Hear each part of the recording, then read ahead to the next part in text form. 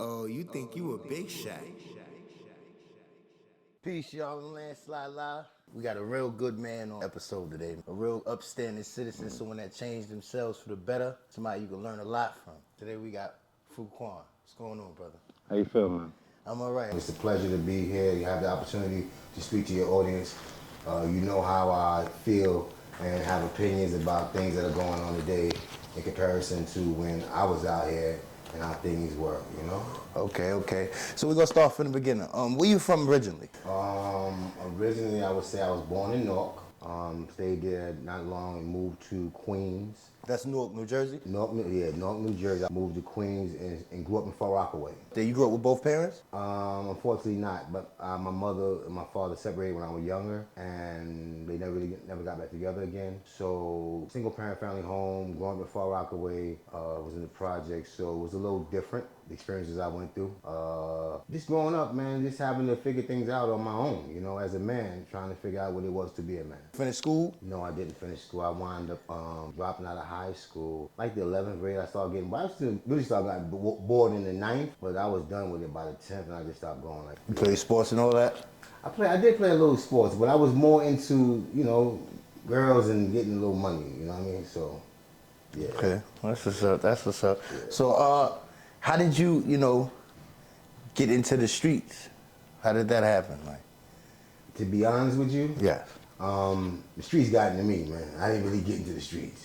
Okay, streets what got into you. What I mean by that is, I grew up, I had things that people growing up in the project didn't have. My mom's had a decent job, so I had things. To be honest with you, I wasn't no street dude, and you know, you had to fight for what was yours, and you didn't fight. You know what's gonna happen. They're gonna keep taking what's yours. I got tired of people taking from me, and I had to go and get my mom's, man. You know what I mean? So I got to a point where I didn't care anymore, and you know, I just didn't care anymore, and I began to become very violent.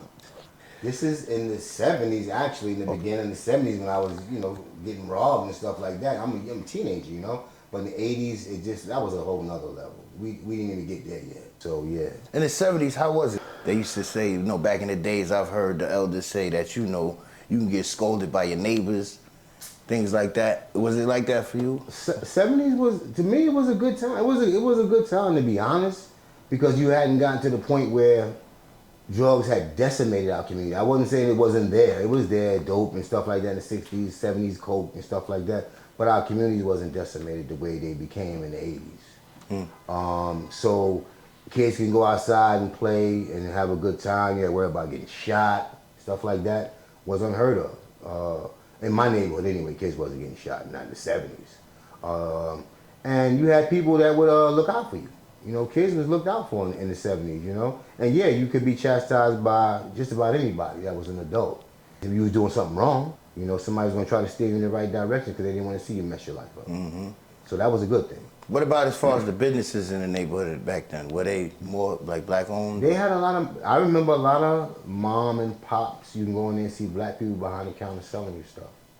I was young it wasn't like in the late 70s, it was in the early 70s. I was young, I was a baby, you know what I mean, basically. But yeah, I remember seeing stuff like that, for sure. What we call bodegas now wasn't bodegas, man. You know, that was our people behind those counters and selling us, you know, blow pops and, you know, big bowls or whatever they were selling us back then, Mary Jane's, you know, whatever they were selling us back, penny candies. Well, because my mom used to tell me, Kenny, it was literally a penny. Penny candies, bro. That's crazy. I used to hear that, like, what? Penny candy. You take $1 and go get rich. You know what I'm saying? With candy.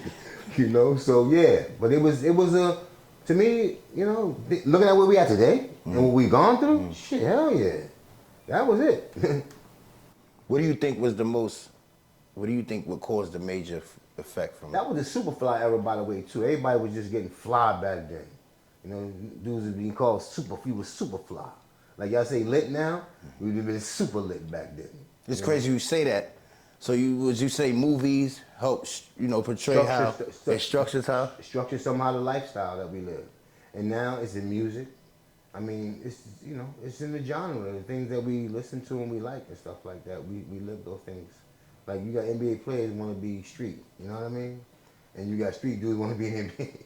You know what I mean? So it's just crazy. So you said you got into the streets, but the streets got into you. Yeah.